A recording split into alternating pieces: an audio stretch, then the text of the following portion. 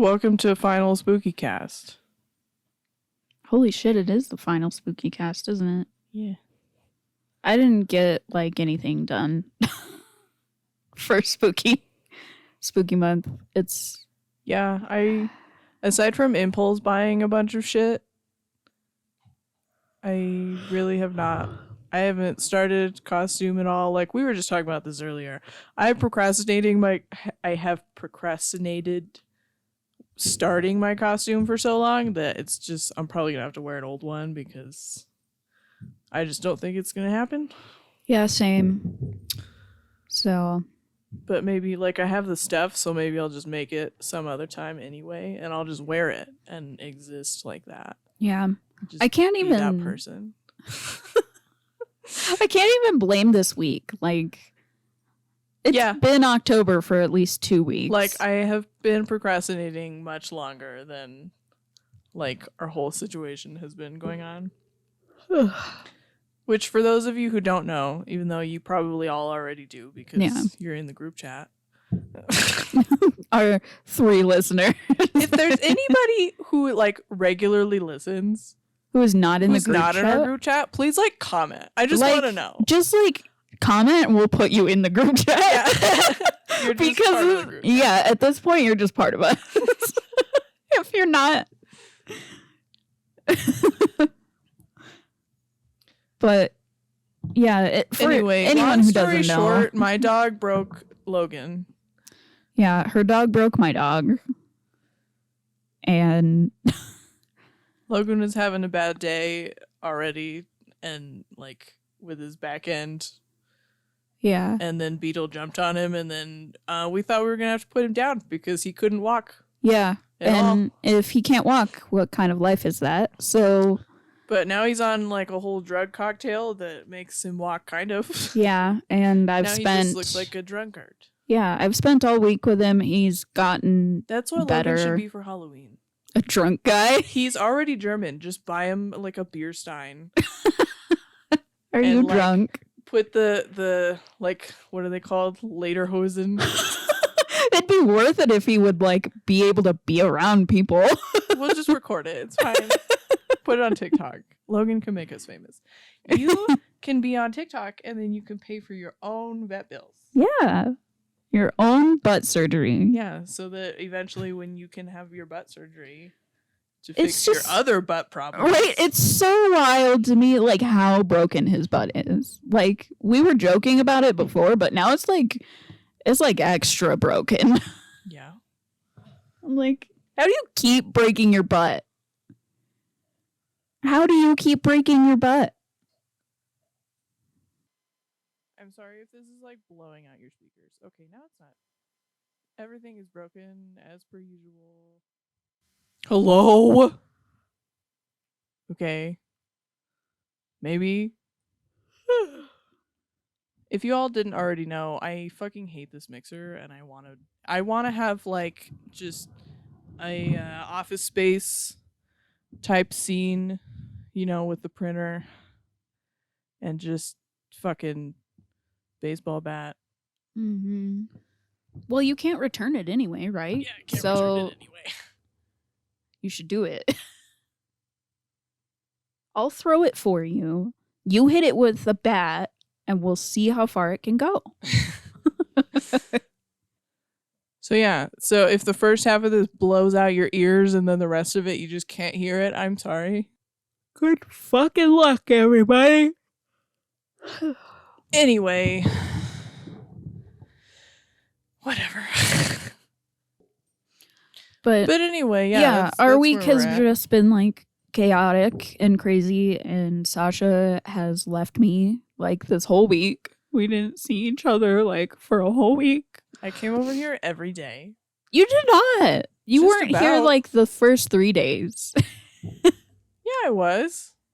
No, you weren't. Yeah. I didn't come over on the first day, but I came over on all the other days. It wasn't enough. I mean, I agree, but I'm just saying I was still here. She moved in with her parents for a little bit, or just stayed with her parents for a while. Because Logan had to be quarantined. Needed to be somewhere else. And now Tonight's the first night back because I think we're all sort of setting up and getting the hang of it, and we've set up a bunch of precautions, and you're going to have to sleep in my room with the door shut. Like all night. You're going to lose your goddamn mind. But anyway. Yeah, but anyway. Because spooky season. We decided last week, yeah, whatever, before any of this happened, so we've spent basically all month trying to figure out, spooky season themes to do. And we kept wanting to read spooky stories and then being like, but I don't want to accidentally steal someone's work, like without their permission, or like plagiarize or deal with any sort of copyright situation. So we were like, I guess we'll just not do that. And then it occurred to me a few days ago, I was like, we could just like make up our own. And I did not do that. Yeah, but well, which to be fair is because you've been, Bella, gross. Icky. Because you've been, spending the whole last week carrying your dog's ass around. It's true. I've spent the whole last week getting pooped on, getting peed on, and carrying ass. Carrying this whole household. But it's worth it because now you don't have to die. I don't know if you can hear the banging in the other room, but that's Beetle who I brought him over here yesterday to like test this out before we came back home. And he found a bone that I bought for Logan. And then just today, like we let him back into memory. Yeah. We let him back into the safe space since everybody's kind of chilled out, and he just immediately like made a beeline for the bone, picked it up, and then left. And then went back in. He tried to take it outside, except he can't take it outside because the doggy door is closed. No closed for business. Door. Anyway. I'm just like the audacity. He was sitting at the gate whining to come in here, and we let him in. He looks so sad because he's in jail. Yeah. We let him in and he's like, sick, bone, and then leaves. Just like walked over and was like, hey, Logan, bone. Logan just looks like he's at a therapy session, and he's just like laying on the couch, like explaining all of the problems in his life. All of his trauma. Yeah. He's so traumatized. I had to wear boots. I had to wear shoes earlier. I had to wear shoes. They helped me stand up, and it was horrible. It was actually really good. He sounds like a horse. Yeah. And it's really funny. They also just like are little rain boots. Yeah, so like they just look yellow. Like hooves. Yeah. It's really funny. You can be a My Little Pony. Did I tell you that what I think it was last night, I was watching Emily's stream and he recognized her voice. Aww. And then she said his name and he tilted his head. It was the cutest fucking thing. I know that lady. He's like, Emily, where does she go? And I know that he recognized her voice because I was listening to music before and he was like, whatever. And then I turned on the stream and he's like, wait a minute. Hold up. Who is that guy? Emily. Anyway, so I have a couple of spooky stories that I somehow powered through and wrote 3 last night. Nice. I was up till like 4 a.m. Oh, no. But I somehow managed to just focus for that long, and I'm impressed. I'm proud of you. Shorter, and then there's a slightly longer one. I'm proud of you, and I'm excited to hear them. Yeah, so we'll just read them, and then you can... I don't know. I will react in real time. Which one do you want to hear first? There's Heed the Ancients, The Man with No Eyes, and Are You One of Us? What do you want to hear first? Just throw whichever one you wrote first. Well, so I started one, and then I got ideas halfway through and stopped, and then wrote the other 2 in the middle. So they kind of all happened at the same time. I just like pick whichever one. Okay. They all sound very interesting. I'll just go down the list. Okay. That'll keep us organized too. The man with no eyes. Spooky. One day I was walking home from work and decided to take a different route than usual. Not sure why, I guess things were just getting a little monotonous and I wanted to mix it up a little. I took a path I had never taken before, and I was admiring the graffiti on the walls when I noticed a man across the street. He was wearing sunglasses, but I was pretty certain he was watching me. I watched him out of the corner of my eye and kept walking, and his head was definitely following my movement. I chanced a good look at his face, and when I turned my head toward him, he lowered his sunglasses only to reveal that he had no eyes. Yet I could swear he'd been intently watching me. I hurried on my way and decided that was enough messing with my routine. I was a little shaken, but I decided I was just being silly and brushed it off. I mean, people are weird sometimes. Weird, random things happen all the time, right? I figured stress was just getting the best of me. Eventually, I just forgot about it. That is, until I saw him again, and again, and again. Every time he seemed to be watching me. I knew that was impossible. I knew he had no eyes, but I could just feel his gaze on me. Once I saw him at the supermarket. He was just standing at the other end of the soup aisle. No shopping cart, no basket, no lost. Now what aisle are the breadcrumbs in again? Look on his face. Just stood there. I decided I did not need soup that week. The next time I saw him waiting at my bus stop and promptly called a cab. Then I saw him watching me from across the bar. This time, I'd had enough. I stood up and stormed across the room, but I had to shove through a group of frat bros, and by the time I made it to the other side, he was just gone. I tried talking to my friends about it, but no one believed me. Everyone said I was freaking out over a coincidence or making it up for attention. After a while, I let it go. I mean, what was I supposed to do? Call the cops and tell them a blind guy was watching me? Yeah, that didn't sound crazy at all. Anyway, it had been a few weeks since the bar sighting, and that was it. Maybe I was just overreacting, and it was just a weird coincidence. Was I just judging some random blind guy like some kind of asshole? Well, my answer came last night. I woke up to a shuffling sound in my kitchen. Figured my cat was getting into some shit and I'd better go check on her. I walked into my kitchen to see a man sitting at my table. I froze. He looked right at me, lowered his glasses, and grinned. Signed, to anyone who cares, Henry's ghost. Oh, no. Oh. Yeah. Rip Henry. Rip Henry. That one was very spooky. I liked the end. It was like a diary. Like I really liked that sort of view of it. It seemed more realistic. The shorter ones are kind of like that because the longer one, I'll get to that one last probably. Mm-hmm. I actually was like low-key inspired by a dream I had the other night. Ooh. And then the other two, I just kind of was like, I want to do something that's like, feels like it's like one of the scary stories to tell in the dark kind of story. Yeah. And I actually got both of the ideas just from like, I was listening to lo-fi spooky music and just like, I don't know, the vibes, I guess, gave me the ideas. That one was I can't really like good. attribute to any specific songs, but like I wrote these two on top of each other, so the prose kind of is similar. So I wrote them kind of the same way. This one is Are You One of Us? I'd heard rumors of a little village by a lake in the woods where the people only came out at night.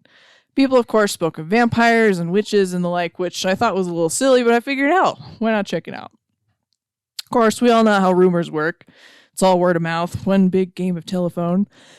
No one could seem to agree on which lake it was, or whether the villagers rode at sunset, or midnight, or near the ever mysterious witching hour. And naturally, everyone had different ideas about what the villagers actually did. There was one lake in our local woods that didn't allow overnight camping. I'm no genius, but I figured that was a pretty solid place to start.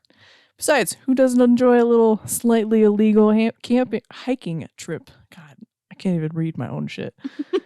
Besides, who doesn't enjoy a little slightly illegal hiking trip every now and again? Fortunately, I was able to evade the park rangers with ease and made my way to the lake by moonlight. The bright round moon was high by the time I got to the water. I walked around the edge for a while until I came across a rickety old dock. There was a man sitting in an old lawn chair at the end of the dock, fishing pole in hand. I wasn't the only ne'er-do-well in the woods tonight, which admittedly was a bit of a relief. I hadn't considered how spooky a late night hike alone in the woods would be, but here we are. I asked if I could join him, and thankfully he offered a friendly smile and a beer. I declined the beer, but took a seat on the old wood beside him. It was then that I peered across the lake and saw what looked like firelight. I dug my binoculars out of my pack for a better look. It was hard to make out details, but I could see what appeared to be some incredibly thin figures dancing around a bonfire. What do you suppose they're doing over there? I asked the stranger. You mean you can see them? He asked. How unfortunate. Of course, I said, lowering my binoculars to look at him. What do you mean? He gazed at me with a sad look in his eyes. Well, son, they're all dead, so that means if you can see them, then so are you. Signed, a ghost apparently. We find out you're a ghost. You just out here vibing, like having to go to work and shit, and then you're like, wait a minute. I've been dead the whole time? No wonder I've been being ignored. I just thought that was normal. This is the one that I got the concept from a dream from. It's actually like kind of funny because when like literally the day that we discussed doing this, I was like went to bed and was like, man, I don't know what am I gonna do? Like I don't have any ideas. I don't really have any ideas. Like I want to do this because it sounds fun, but I don't really have any ideas. And then I woke up the next morning and was like, you. You were told. All right. Never be caught in the dark. Always have a flame close at hand. Always bless your meat thrice. When you kill it, when you cook it, when you eat it. Never trust the dead. And most importantly, never, ever cross the barrier. These are the laws of the ancients. The youngest child was reciting the old laws to her siblings. The guardian could hear her, even from the outskirts of the village. She spoke the way most small children do at some phase or other, which is to say she was shouting. Her siblings praised her for reciting the mantra correctly. The guardian nodded to herself. The little one was too young yet to grasp the weight and the meaning behind those laws, but as long as she knew them, she would follow them. The guardian strode into the little town to find the children seated on the stoop of the old tavern, the favorite hangout these days. It didn't really matter where in town they went, so long as they stayed in town. There was no one to chase them off front porches or out of businesses. They were all empty now. Even the siblings' family home stood lifeless. They couldn't bear to stay there since their parents succumbed to the curse. There used to be more, of course. Generation upon generation had lived in this town, but over time, the curse took them all. Now, only one guardian and 4 children were all that was left of their people. It was bound to happen eventually. No civilization could survive in isolation forever. Still, it couldn't stop the weight from resting on her chest, knowing that they were the last, that no one would know when they were gone. As she approached, and their faces came into view, the guardian could tell that something was off. The children shuffled and glanced nervously at one another. Well, out with it, she said, though not harshly. The second oldest spoke up first. We found something, she said. Before we show it to you, you have to promise not to kill it. You know I can't promise that, the guardian said, a little unnerved. We think we can save it, her younger brother piped up. Please, at least promise to try. The guardian sighed, but nodded, and the children led her inside the tavern to a wooden crate with a bird inside. She didn't know much about birds, but it looked to be some kind of falcon. A beautiful animal, despite its roughed-up appearance. Some feathers were out of place, and it held one wing in an odd position, but there were no open wounds, and its eyes were bright and alert. She saw no reason to kill it at the moment. Do what you can for it. The children released a collectively held breath. But don't get too attached, she continued. You know the risks. A dead animal is a cursed animal, the oldest interjected. He didn't speak much these days, but when he did, it was with purpose. The guardian nodded. I know it hurts, but if the bird starts going downhill, we have to kill it ourselves. Do you understand? I can do it, the oldest said quietly, if it comes to that. Humans were the only living creatures affected by the curse. Animals, however, were left unscathed. They could wander freely in and out of the barrier that protected the town, but it seemed to linger on them, and once they died, their bodies became a vessel for the curse that they had wandered through to get inside the barrier. As a precaution, any sick animals found were blessed, put out of their misery, and immediately burned. With their new pet in tow, the children and their guardian made their way up to the monastery to have supper and prepare for nightfall. Countless generations had lived and died in this place since the curse descended on them. All of the oldest stories had been passed down by word of mouth, long before they would learn to write them down. As a result, no one knew the true origins of the curse. What they did know was that it was targeted at their people. They knew that sigils carved into boulders and tree trunks kept it at bay, and blessings could keep their meat safe for a time. They knew that it would turn any human or dead animal into a demon, and that it was stronger in the dark. They knew demons could be destroyed by fire, and that burning your loved one's corpse while a demon used their voice to scream hurt more than anything.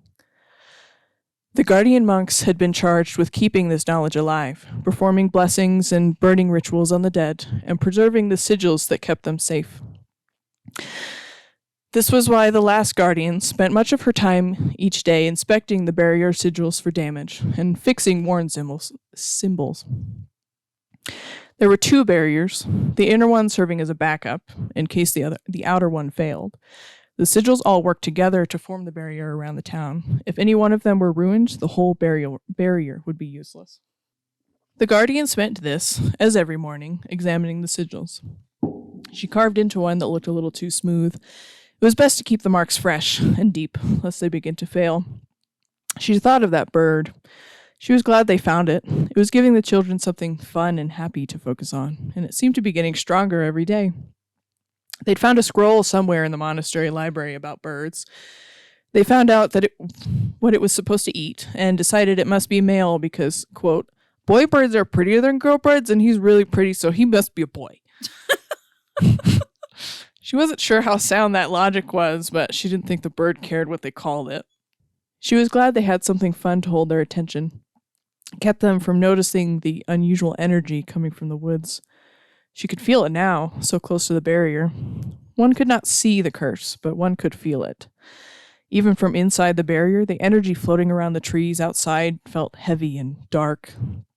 It always felt that way, but lately something seemed off, like the curse was getting thicker.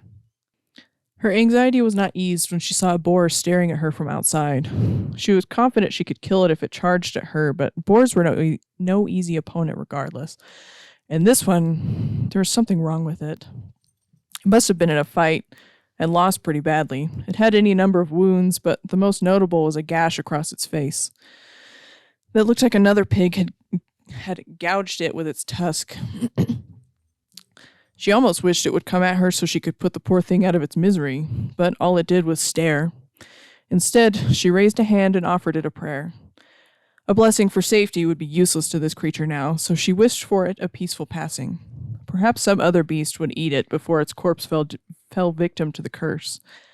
When she finished, she turned and continued on her way. She needed to finish her rounds, and soon. It looked like a big storm was blowing in tonight, and it would be getting dark early. That night, they sat in a close circle around a fire inside the monastery, while the wind howled and thunder boomed.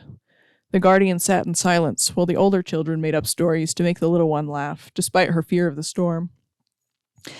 She debated telling them about the boar. It had unsettled her, and she wanted them cautious, but at the same time, they'd been so happy lately.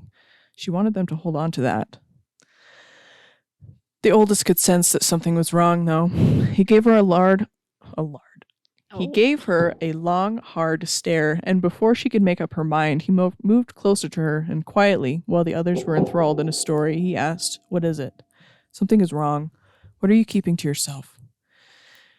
The guardian gave the young man a look to say he was heard, but she stayed silent for a while longer. He understood and sat patiently. When the next lull between tales rolled around, she brought the children's attention to her. "I don't want to alarm you," she said, "but you need to know. I saw something strange today." She explained her encounter with the boar, and when she finished, she said sternly, "I want you to stick to the center of town for a while. Stay where you can always reach cover, and do not, under any circumstances, let one another out of sight. Do you understand? Something isn't right. We must stay cautious." The children soberly agreed. As expected, she had effectively ruined the cheery mood. The oldest picked up the slack for her, though. "I think it's about time we let our friend go," he said. His siblings turned their attention to him, and he continued, "His wing looks to be in working order. I propose that tomorrow we hold a ceremony. We can decorate and give him all the most prestigious blessings and watch him take wing. It'll be amazing to see him finally fly." The guardian squeezed his arm in thanks, and the other children exploded with excitement, discussing what kind of decorations to craft and where to release him from and what kind of mate he'd find and how beautiful their babies would be. Their excitement was short-lived, however. The next morning, the guardian awoke to see smoke just past the edge of town. The storm had passed, but everything was soaked and she had to trudge through mud to reach the source of the smoke. Despite the warning the night before, the children had to join her, everyone carrying buckets of water to put out whatever fire lay at the other end. When they reached their destination, the guardian almost cried out in dismay. By some ill stroke of fate, lightning had struck a tree containing a sigil, and when the damn thing exploded, flames spread to the surrounding foliage.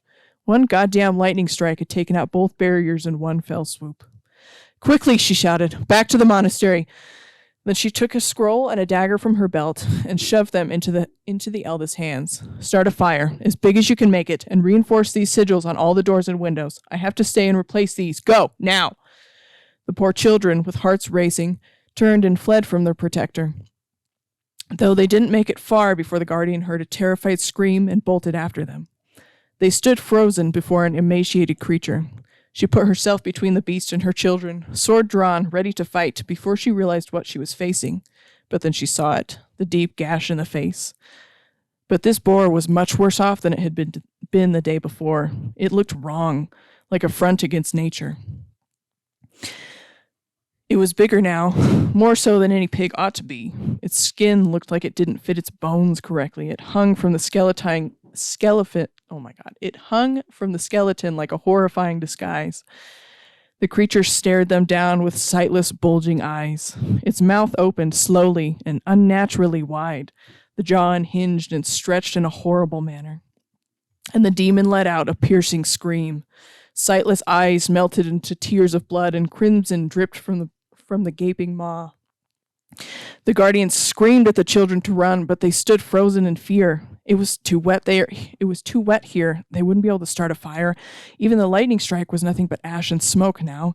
She plunged her sword to the hilt in the monster's mutilated skull. She couldn't kill it with a sword. She knew that. But she could buy them time. If she pissed it off, it wouldn't chase them when they ran. She screamed at them again, and this time they ran, turning back just long enough to see her tear-soaked face as she shouted, "Never trust the dead!" They reached the monastery. They followed her orders, and they sat by the fire and cried. For the guardian, for their people, for themselves. They didn't know how long they could last here, or what would happen to them. The eldest wrote furiously on an old scroll, one he had written in many times before. When day broke once more, he tied the scroll to the leg of the bird, and the 4 children unceremoniously set him free. Yesterday, I came across a bird with a scroll in his talons. He waited patiently for me to read the story he had delivered to me, and I believe he is waiting for something. The scroll he brought me ended in a desperate note, smudged and written by a frantic hand. It begged for a story to be told, shared, and never forgotten. So today, I am giving this letter to the bird in return. I hope this letter finds you in time for you to learn that I have heard your story. I have learned it, and I will share it. Whatever becomes of you in your final days, you will be known, you will be remembered, and your legacy will live on when your body does not. All will learn from your tragedy and heed the warning, never to trust the dead. Oh, shit. The end. That was super good. Also, giving me like a little bit of Princess Mononoke vibes with the boar. but also like horrifying. Yeah. Super scary. That's what my dreams be like, fam. And very sad. Yeah. Very sad. But like you could build like a whole universe out of that. That's like fucking good. Think. I liked it. I don't want it to be so short. I want it to be long. Yeah, it would need a lot more development for that. Yeah. But it's Especially considering really I good. couldn't even like name any of them. Right. I feel that. I was like, because this is the one, obviously it's longer, and this is one that the idea I had longer. Like the other two I literally came up with last night. And this one I've been kind of brainstorming for a little bit. But I had to like, I get so caught up in like getting every detail correct, and I had to stop myself from doing that so that I could just do this. Yeah. I'm glad you did. That is super fucking good. Like, so there's a lot of things that I ignored, like, you know, describing scenery and like giving them names, because I didn't like, I was like, I don't have time to be on like baby name sites to try to find names for like all these people who talk 3 times, you know what I mean? Like, yeah. But I had fun with it. Yeah. That was It's like different from what I would normally write, because I like to write, you know, well, not necessarily happier things, but I don't like to have, I don't. They're not usually, so desolate. Yeah. Yeah. But that was really good. I thought that the Guardian was gonna like come back and like haunt the kids. Yeah. Like as a demon. Or like murder the kids. Yeah. See, and like that's another thing, is there's just like more details that are in my head that I just didn't include, because it was like I don't have right now, without like more like work on it, a good place to put it in there. But like I played with the idea of they used to have a 5th sibling, and that's why their parents are dead, because the 5th sibling died and then came back and tricked them into going out into the curse. Oh shit. So like it, but I just couldn't find a good place to like fit that conversation in there. Yeah. But yeah, that I find that concept really fascinating. I think that was my favorite. It's got a little bit of magic, but also like spooky shit going on. Yeah. It was a fun challenge.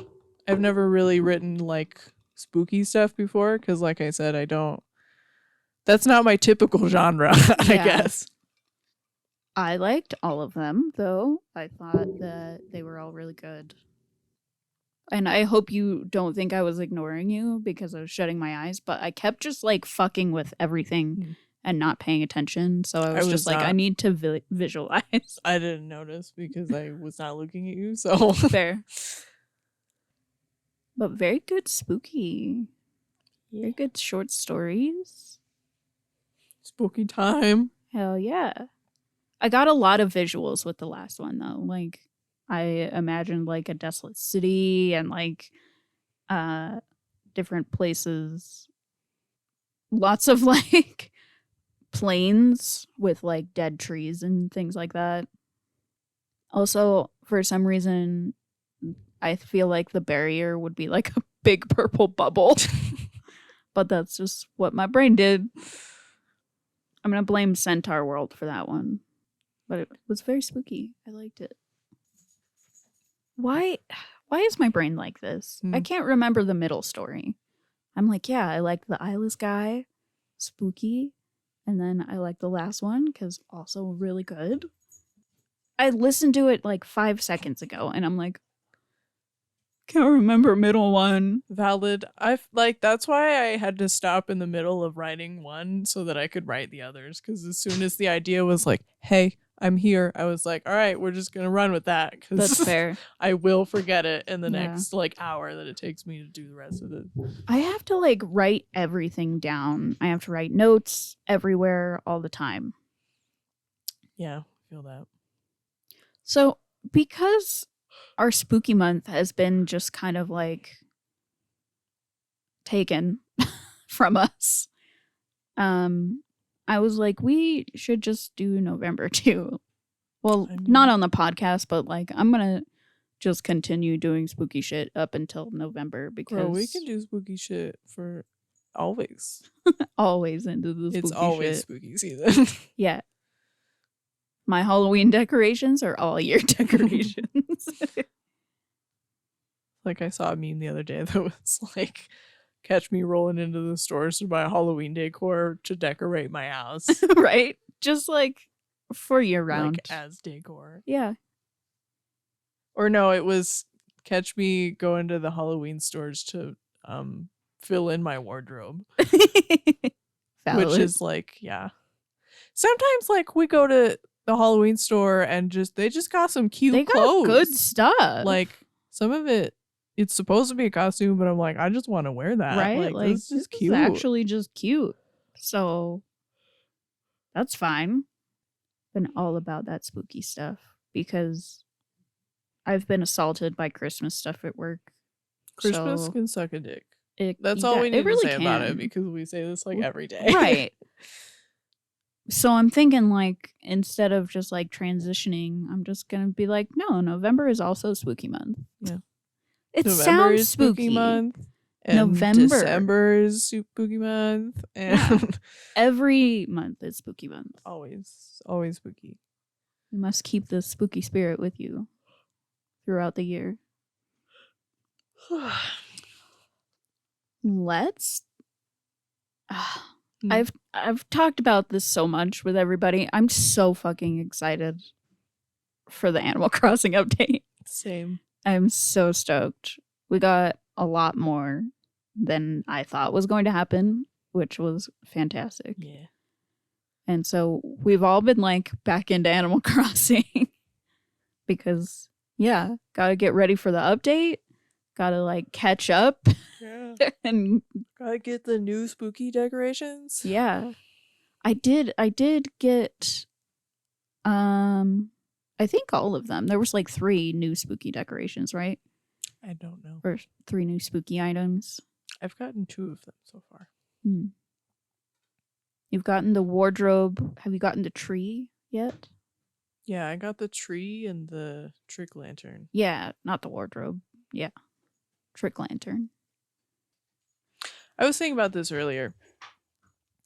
What is something, just like thinking about horror and spooky stories and stuff, what is something that is like overutilized in horror? And what is something that is underutilized, in your opinion?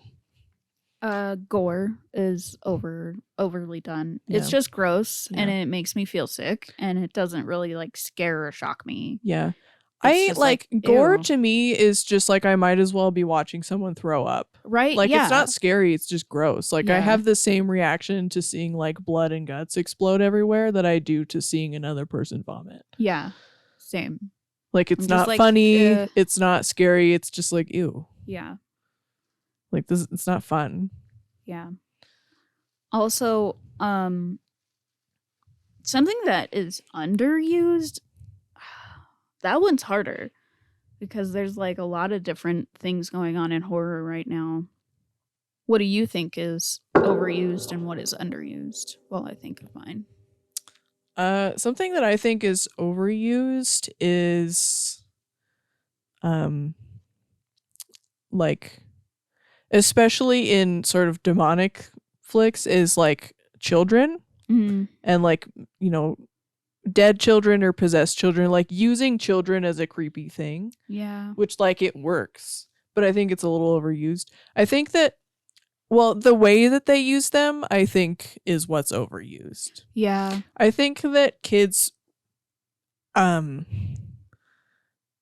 think that kids could be utilized in a different way in horror that would be a lot creepier than just, you know, chanting a demon song or whatever. Yeah.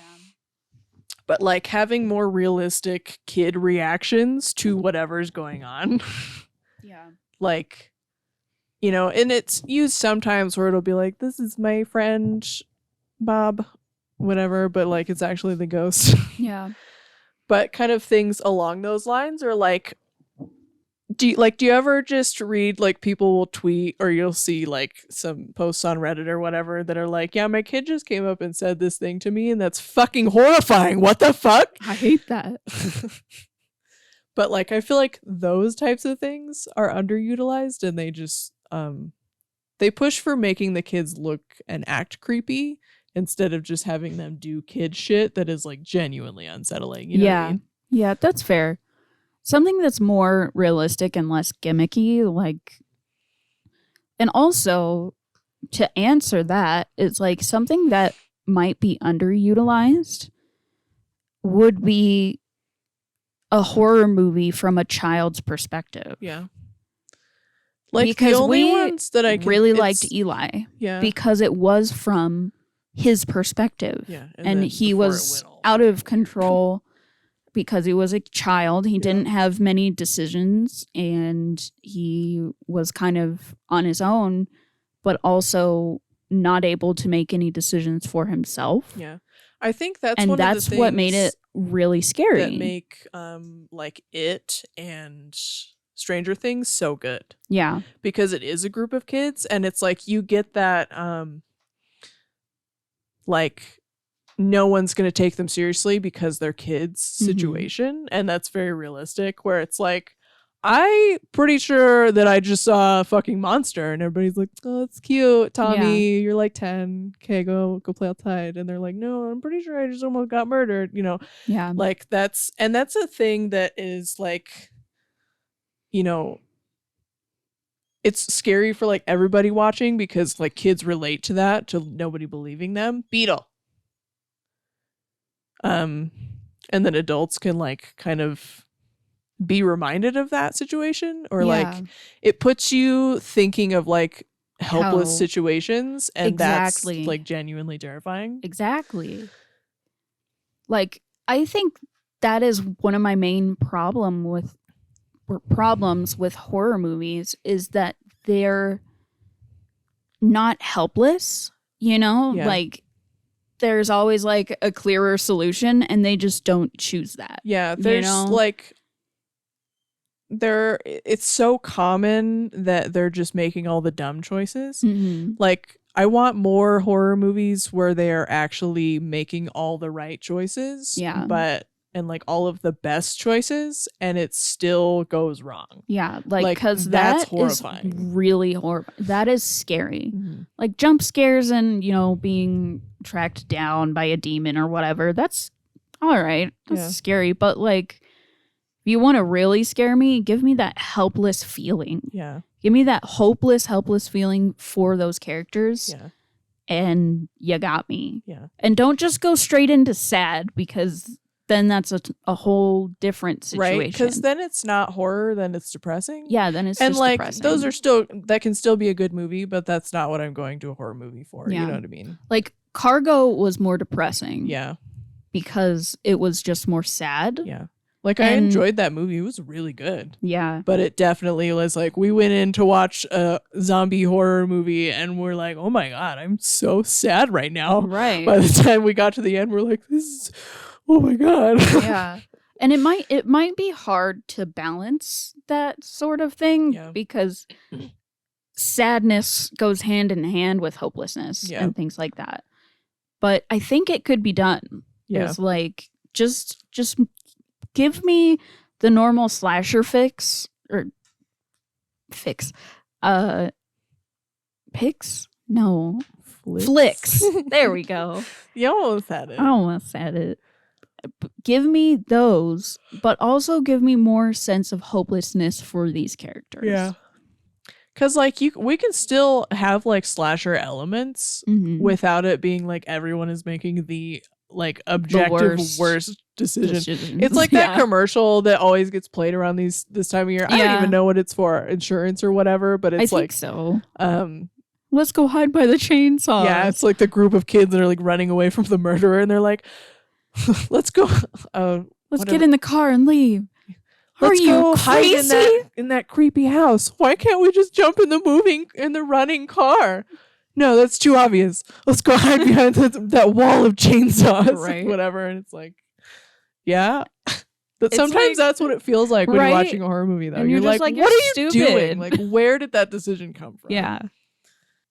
We also watched A Quiet Place, which, like, I think that was almost there. Yeah. Yet, like, it was, like, 2 feet away from being, like, right there because the whole family was, like, trained to do certain things during these situations. And, Yeah. like... And even a lot of the, like, stupid choices were... realistic stupid. Yeah, because they were kids making them. Yeah. So it was like, okay, what are you doing? But also you're like 12. Yeah. And you can't, it's not literally possible for you to fully grasp the situation that you're in, even if like you kind of do. Yeah. Like they don't have the emotional capacity to really, Beetle, stop. Like to really process everything. Yeah. So well, and like you could give me a character that makes these bad decisions, but let me see a little bit of the process of like, let me see a little bit of the panic, like them trying to decide which way to go. Like, I get that when you're panicking, like you're not gonna make the best decision, but like just Beetle, hush. Just give me that sort of like panic in between like 2 decisions where they're like, I don't know what's best. I don't know what can happen. Yeah. And then just like go through it. What do I do? Like, I get that. My biggest qualm with A Quiet Place was that no one, like we talked about this. No one figured it out sooner. So sorry. Spoiler if you haven't warning. Seen it. It's been out forever, and it took us too long to watch it. Yeah. I'd recommend it though. It was good. Yeah, it was good. Yeah. But was that like you have these monsters that are like super sound sensitive that they can hear you whisper.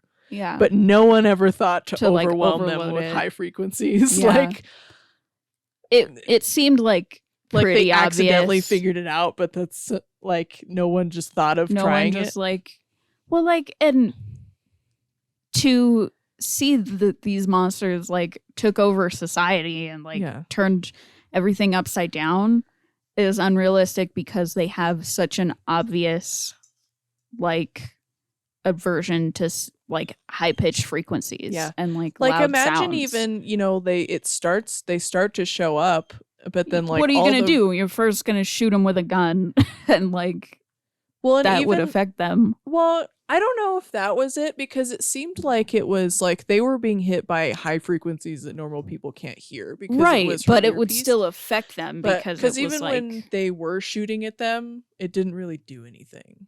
Yeah, it did. But not to like their sound. No. They had to shoot them like a lot to kind of hurt them, but I guess. But anyway, but there's a lot of things that make high pitched sounds. Yeah, exactly. I'm like just naturally. Yeah. Or just like it was her earpiece that was reacting to it, for example. Like how many people have like ear implants and stuff that like have you ever hugged someone who's wearing a whatchamacallit? A cochlear implant. Or fucking what are they called? Hearing aid? Yeah. Yeah. Like and you just like touch it with your ear and it like flips out. Mm-hmm. Like that happens to me all the time when I hug my grandpa. It's just like, oh God. Like how many people are wearing those, and then other things that are just like things like pieces of technology that we use that emit high frequency sounds that we can't hear. Yeah. Like we know that the sound exists, but we cannot hear it. Y'all don't have dog whistles? Yeah. Like there's even fucking like mouse traps or not traps, but like deterrents that you can plug in that make a high frequency sound to keep mice away, like stuff like that. Or even just like radio waves that we can't hear, but they're still being emitted. Yeah. Or, super loud engines from planes and stuff like that. Like all these things that exist and none of those things stopped None of those things were happening when they were attacking like the whole world. Come on. Yeah. Like that was the concept is really cool and I really enjoyed the movie, but that was the one thing that I was like, really? That like no one thought of this before? But it's interesting that that's like the only like gripe we had about it. Cause it was one of the best horror movies I've seen in a while. Yeah. Cause even like the when I just want to call him Jim. When the Jim. Well, none of them really had names.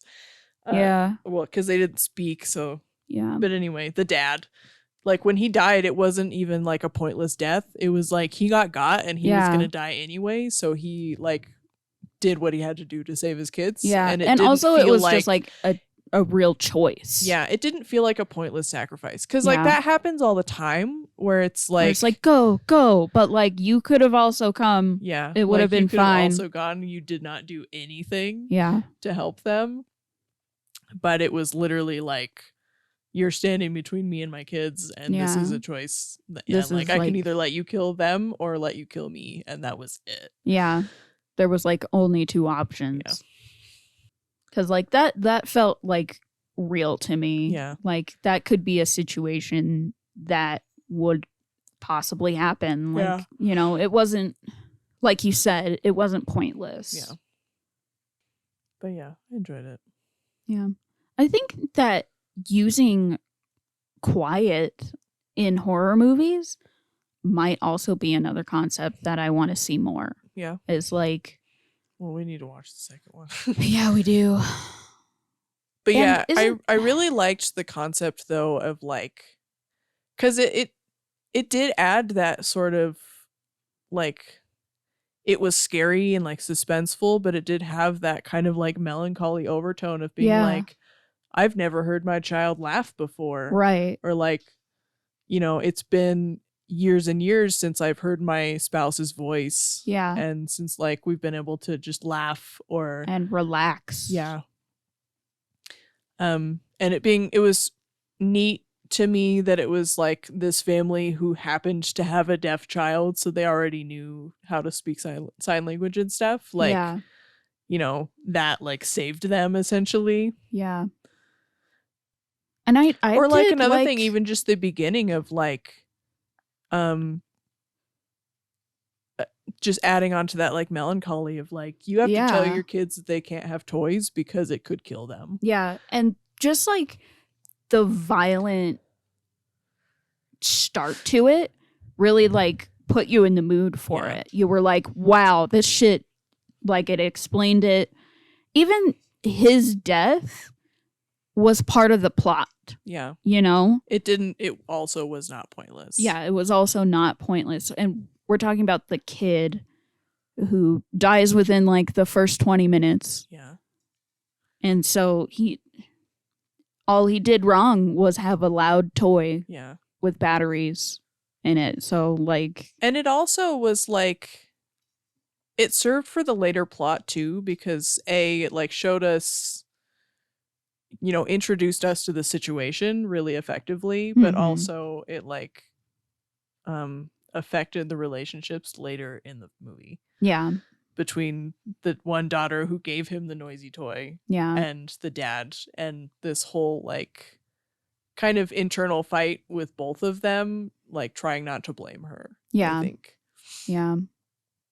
But also just really like good. the fact that the whole movie, or like the point is to be silent, really adds to the suspense. Yeah. Because like there's no like background music. There's no like, everything is quiet so that every single time they accidentally make a sound, you hear it. You also so while you're sitting anxiety. here being like, oh my God, like everything is quiet, and then there's just like, and you're like, oh my God, everyone's gonna die. Like, yeah, it really tunes you into listening and like actively watching the horror movie. Because like whatever, like we've been watching the Conjuring series like on and off, and I'll just be like on my phone during it, like I'm kind of bored. I still want to watch all of them, but I'm like, I kind of know what's going on. Yeah, like I know what's gonna happen. Right. But with The Quiet Place, like it was like what sounds are gonna set a thing off, or like, you know, what what is this going to cause? Yeah, it kind of gripped me in a Yeah. way that like I haven't been gripped by a horror movie in a while, Yeah. because it was like, oh, you know, this is actually like a scary situation. Yeah. It also helped that I was forced to pay attention, because if I wasn't looking at the screen, I didn't know what they were saying. Yeah. Because like you have to read all the subtitles. Yeah. And then it also just like even the silent things that were happening that were triggering events. Like when she stepped on a fucking nail. Yeah. And she was like about to give birth. Right. And that shit. she's And this silent. like this woman desperately trying not to scream, because like she just her body keeps being assaulted. Like that woman, the real MVP of the whole thing. Steps on a nail, gives birth, and still avoids being eaten by a horrible monster. Yeah, that's something I could see being utilized more. But I also, it's like, that's kind of a struggle, is somebody finally comes out with a new idea, and then everyone else just tries to sort of capitalize on it. Yeah. And then it's like, well, now I'm bored of this. Yeah. Not to sound like a fucking hipster, but like once it becomes the mainstream idea, then it's like, well, now you're overdoing it. It's not unique anymore. Yeah, and now I'm just kind of like, well, okay, I guess. Yeah. One that this was really cool the first time, and now you're all just sort of parodying it. Yeah. Another one that we need to watch is Bird Box, because it came out like around the same time, didn't it? I just like remember seeing ads for it and being like, oh yeah, I also have to watch A Quiet Place. But that one's a book, isn't it? Yeah. Bird Box. We should watch that. Yeah. There's a lot of ones that we need to watch. Yeah. We need to watch A Quiet Place 2. Yeah. We still need to watch Trick or Treat. Exactly. So we're just going to have to go into November. Yeah. There's just not enough time. There's not enough spooky season to for fully all the enjoy spooky season. Yeah. Yeah, I think that's a concept that I would like to see executed correctly. And just more of a helpless feeling, more of a defenseless feeling. Yeah. Maybe not so much helplessness, but defenseless. Yeah. Like they don't, like they did everything right, but shit still went down. Yeah. And like that is scary to me. That's like real scary, like real life scary. Yeah. What's like a visual horror concept that you wish was used more? Or like what's one that just like it gives you the heebie-jeebies? Like a monster type thing? Just whatever. Like, I mean, what kind of just visual thing do you see and you're like, ooh, that creeped me out? Like movements or what kind of camera work or like things that what I don't does spot. to you that gore is supposed to do? Things that I don't spot immediately. Yeah. And then it's just there in like the background or whatever. Like we were talking about in Eli was the scene where they like pan through all this furniture covered in cloth, and then she's like part of the furniture. Yeah, and she like moves and you're like, wait a minute. Yeah, that shit scares the living shit out of me. Yeah. Like that's good. That is really good. Like that's a good spook. Yeah. I like things that, or it like it gets me when it's something that just doesn't look right. Like not necessarily Uncanny Valley, because it applies to more things than just people, but like something that's off, like they don't move right, or like that's why I just like had the whole situation with the boar, because I was like, this is what I like to see. Is just like a creature that like you know what it's supposed to be, but it's not clearly not. Yeah.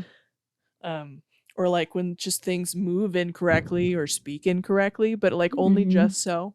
Yeah. Or like I don't know, I just find that very unsettling. Yeah. Just the subtle wrongness puts you off to it, and you're like, and it doesn't even like, and that applies for me to other things too. To me, it works really well visually, because it's like, oh god, like you see something and you're just like, ugh, oh no, ooh, that makes me feel weird.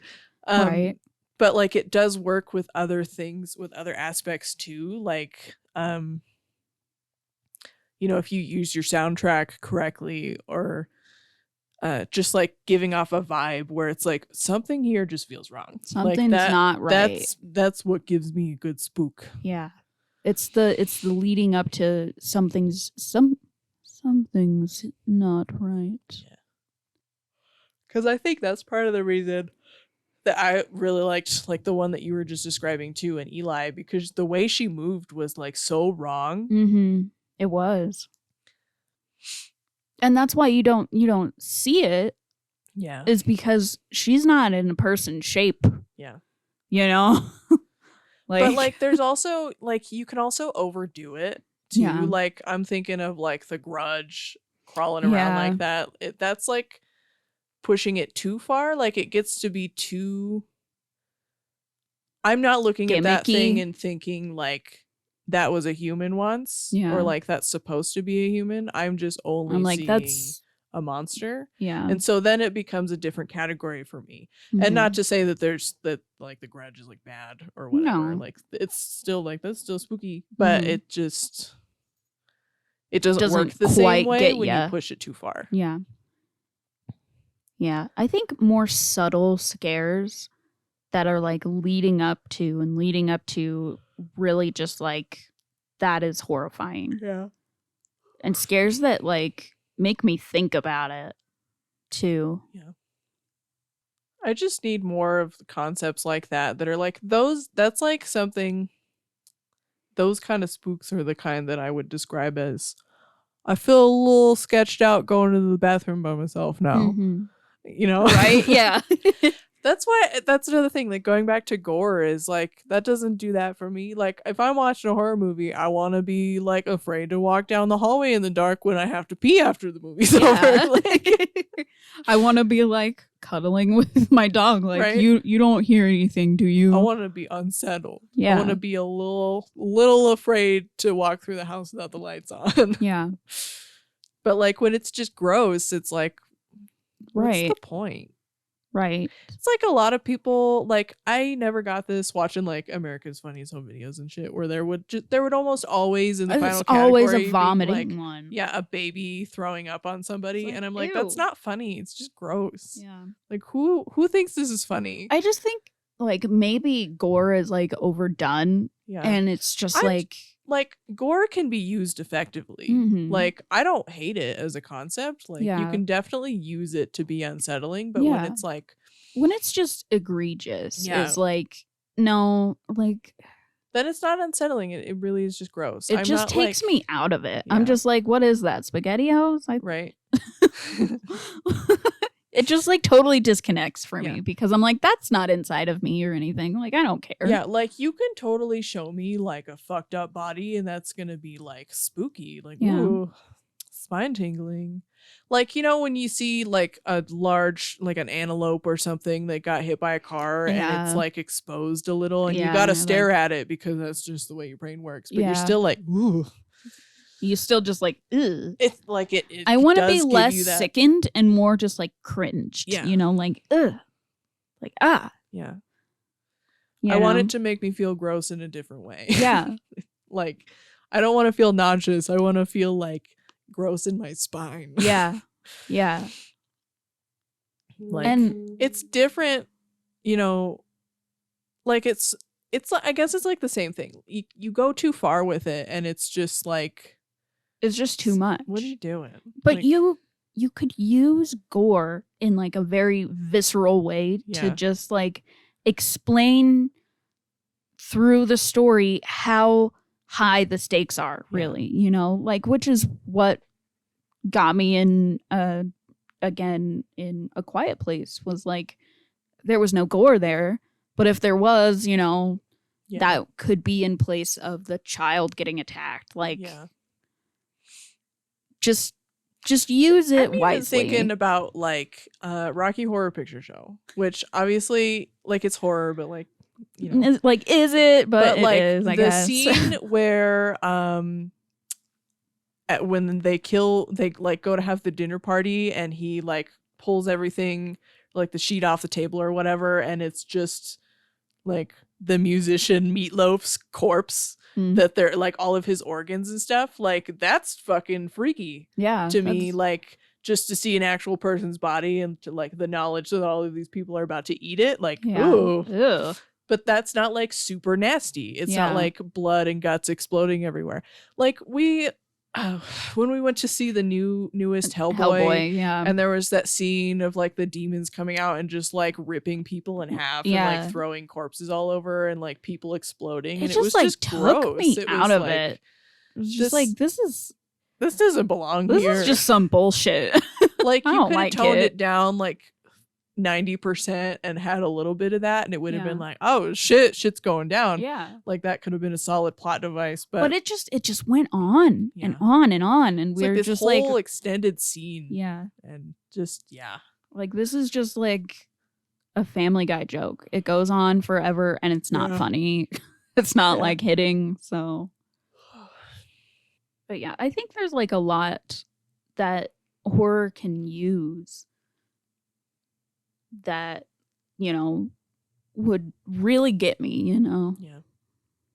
Like, speaking of gore, I've been looking in the Halloween subreddit, and like a couple that I'm like, this should have been marked somehow. There was one that I saw the other day, and like, listen, I can appreciate like the art for what it is, and I'm not saying that these people should not build these things. But one was that I saw a few days ago was this dude who had like his whole yard was all totally done up, and it was all just like, it was 100% gore. Like, there were just like body parts and blood everywhere. He had like a wood chipper thing that was like, it was a fountain. It was set up that was just like spraying blood, and there was like goop everywhere, and it just was gross. And I'm like, I can appreciate this for what it is. You're having a good time, see that. but I'm like, if I lived across the street from that person, I would not want to look at their house every day. Like, it would just be like, ew. You know, if you're gonna do that, then like, awesome, build the thing, but like, maybe block it off and be like, you know, haunted house in here. Like, you are allowed to come walk through my yard. Like, because like, imagine being like a little kid and you're walking home from school and there's just like 30 corpses being exploded in this guy's yard. Like, you're just like, ew. And then another one that I saw that I got like mad because I didn't realize what sub it was popping up from, because of course Reddit is like suggesting 1 billion subs that I don't follow, and I'm like, get out of here. But it was one that somebody had done makeup that looked like a pencil had been shoved in their eye, and it was really cool. Like, it genuinely looked real, and I thought it was until I looked at like what sub I was looking at. But I was like, okay, this is really awesome, and I really like, I can appreciate the makeup. It's very scary. But I need this to not happen. But right like now. You should have marked this somehow, like spoiler warning or NSFW or whatever, so that it doesn't just pop up, because like, that's kind of fucked up. I feel like there needs to be different tags for that. Like, not just spoiler and NSFW. I think there needs to be another one that's like, there really should just be like a gore. Yeah. Or like mutilation or something. Or like, I think it's like not safe for life or something. That's like, or like just body horror. Like, I don't know, but this is a picture of a dead body, like an actual real dead body, and you're like, oh my god, why?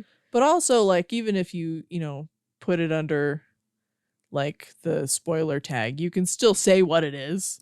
Before, so it's like, you know, I know what I'm going in for before I click on this.